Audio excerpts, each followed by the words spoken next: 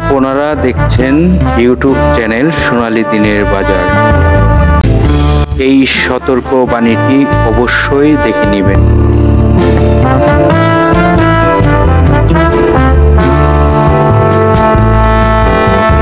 প্রিয় বিনিয়োগকারী ভাই ও বোনেরা, আপনারা সকলেই অবগত রয়েছেন আমরা স্টক মার্কেটের স্টক নিয়ে আলোচনা করে থাকি এবং মার্কেটের সার্বিক পরিস্থিতি নিয়ে মাঝে মাঝে আলোচনা করে থাকি।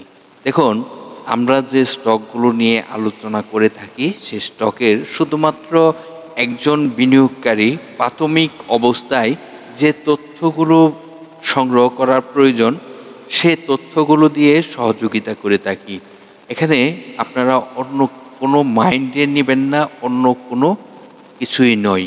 শুধুমাত্র একজন বিনিয়োগকারী একটি স্টক চয়েস করার পূর্বে যে তথ্যগুলো জানা প্রয়োজন সে তথ্যগুলো নিয়ে আপনাদের মাঝে আলোচনা করে থাকি। তো আজকের ভিডিওর টপিকটি আপনারা দেখতেই পেরেছেন, আর আপনারা সকলে অবগত রয়েছেন আজকে সাপ্তাহিক প্রথম কার্যদিবস।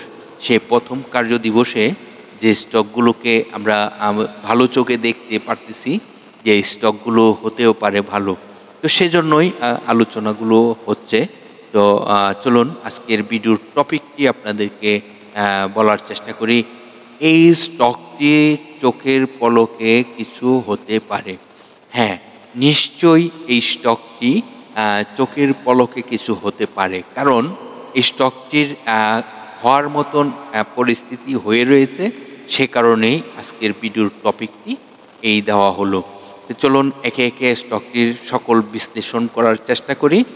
সাথে থেকে অবশ্যই সাপোর্ট দিবেন, আর ভিডিওটি না টেনে দেখার চেষ্টা করবেন, কারণ এখানে যদি দেখে টেনে টেনে দেখেন তাহলে আপনি কোনো না কোনো তথ্য মিস করে যাবেন।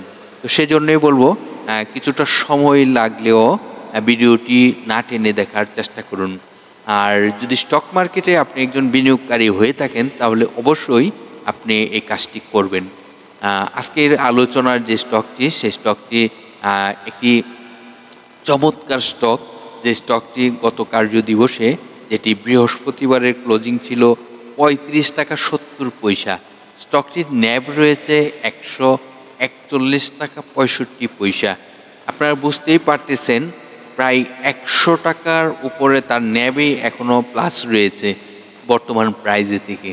তো এই যে একটি 141 টাকা 66 পয়সা পার শেয়ার সম্পদ মূল্য, সেই জায়গায় এই স্টকটি 35 টাকা 70 পয়সায় ক্লোজিং হয়েছে। তো স্টকটির আমি ধীরে ধীরে অনেক তথ্য আপনাদেরকে বোঝানোর চেষ্টা করব। এই স্টকটি কেন প্রাইস ফল করেছিল সেটিও আপনাদেরকে বোঝাবো, সেটি আপনারা ধৈর্য সহকারে দেখার চেষ্টা করুন। আজকের আলোচনার স্টকটির শেয়ার সংখ্যা অনেক, কত 91 কোটি 38 লক্ষর মতন। এই স্টকটি পাবলিকের হাতে এই মুহূর্তে যদি বলেন এত পরিমাণের স্টক, তো পাবলিকের হাতে তো এই স্টকটি নিয়ে কোনো লড়াচড়ার কোনো ব্যবস্থা নেই। হ্যাঁ, পাবলিকের হাতে শেয়ার সংখ্যা কম, যেখানে 4 কোটি 46 লক্ষর মতন শেয়ার সংখ্যা রয়েছে পাবলিকের হাতে। এই স্টকটির কিছু তথ্য আপনাদেরকে দেখাবো একে একে, কিন্তু এই স্টকটির অনেক তথ্য দেখাবো। স্টকটির RSI কত সেটিও জানাবো, স্টকটি কোথায় থেকে ঘুরে যেতে পারে সেটিও জানাবো, তার সাপোর্ট কোথায়, রেজিস্ট্যান্স কোথায়, এই মুহূর্তে এই স্টকটি মুভমেন্টে আসলে কত টাকা পর্যন্ত যেতে পারে, যেহেতু রেজিস্ট্যান্স আপনাদেরকে বলবো, সে সকল তথ্য কিন্তু জানাবো। আজকের আলোচনার স্টকটি জুন ক্লোজিং একটি স্টক।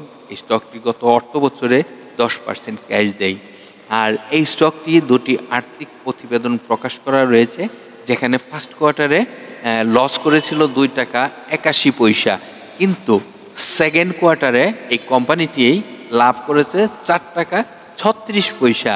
তাহলে নিশ্চয়ই ভালো হওয়ার রাস্তা সে হাঁটতেছে। তাহলে এই যে 4 টাকা 36 পয়সা আয় করেছে, যদি আপনি ফার্স্ট কোয়ার্টারের লসটিও মাইনাস করেন তাহলে আপনি বুঝতে পারবেন আয়ের গতি এখনও পর্যন্ত পজিটিভই রয়েছে। তো চলুন আমরা একে একে আরও বিশ্লেষণ করব। এখন চলে যাব ডিএসসির ওয়েবসাইটে আজকের আলোচনার স্টকটি নিয়ে আরও তথ্য প্রকাশ করার জন্য। দেখুন, আজকের আলোচনার যে স্টকটি সেটি এটি পাওয়ার সেক্টরের একটি স্টক এবং এই স্টকটির নামটি হলো Power Grid Company of Bangladesh Limited. তো এটি আমরা সকলেই পরিচিত পাওয়ার গ্রেড নামে। আর এই স্টকটি বিগত 52 ওয়ার্কিং ডের মধ্যে 30 টাকা 10 পয়সা সর্বনিম্ন প্রাইজে আসে এবং সর্বোচ্চ প্রাইস হয়েছিল 49 টাকা 70 পয়সা পর্যন্ত। এই স্টকটি পূর্বেই বলেছি যে power sector, Koel and power সেক্টরের, এবং স্টকটির ডিভিডেন্ড হিস্টোরিটি যদি আপনাদেরকে বলি, তার পূর্বে আপনাদেরকে জানানোর চেষ্টা করি। এটি বাংলাদেশ পুঁজিবাজারে তালিকাভুক্ত হয়েছিল 2006 সালে। এই কোম্পানিটি এক ক্যাটাগরিতে লেনদেন চলিতেছে এবং এই স্টকটির যখন পুঁজিবাজারে তালিকাভুক্ত হয় তারপর থেকে কিন্তু ডিভিডেন্ড যদি আমরা ফলো করি 2010 সাল থেকে তারা ডিভিডেন্ড দেয়, যেখানে আপনাদেরকে যদি একদম ক্লিয়ারভাবে বোঝানোর চেষ্টা করি 2010 সালে 15% স্টক দেয়, 2011 সালে কিছুই দেয়নি, 2012 সালে 10% স্টক দেয়। তারপর 3 বছর গ্যাপ থাকে, কোনো ডিভিডেন্ড দিতে পারে নাই, যেখানে আমরা দেখতেই পারতেছি ডিএসসির ওয়েবসাইটে 2015 সালের থেকে আবার শুরু হয় তার ডিভিডেন্ড দেওয়া, তাও আবার কি ক্যাশ ডিভিডেন্ড। তার মানে কি লাভ করা শুরু করেছিল তখন থেকে কিন্তু বিনিয়োগকারীদেরকে এই লভ্য অংশটি দিয়ে থাকে। 2015 সালে 15% স্টক ক্যাশ দেয় এবং 2016 সালে 12% ক্যাশ দেয়, 2017 সালে 15% ক্যাশ দেয়, 2018 সালে 17% ক্যাশ দেয়, 2019 সালে 20% ক্যাশ দেয়, 2020 সালে 20% ক্যাশ দেয়, 2021 সালে 20% ক্যাশ দেয়, 2022 সালে 10% ক্যাশ দেয় এবং 2023 সালে 10% ক্যাশ দেয়। আশা করি এই যে সামনে যে ডিভিডেন্ড ঘোষণা আসবে তাও মনে হচ্ছে ভালো দিতে পারবে, কারণ তার আইটি চমৎকার একটি সেকেন্ড কোয়ার্টারে দেখতে পারলাম। তো এই কোম্পানিটি আপনাদেরকে যদি শর্ট টাইম এবং লং টাইমের লোন জানাই, দেখুন শর্ট টাইমের জন্য লোন রয়েছে এবং লং টাইমের জন্য বিগ লোন রয়েছে। এটি আপনাদেরকে ক্লিয়ারভাবে বোঝানোর চেষ্টা করলাম, আশা করি আপনারা বুঝতে পারছেন।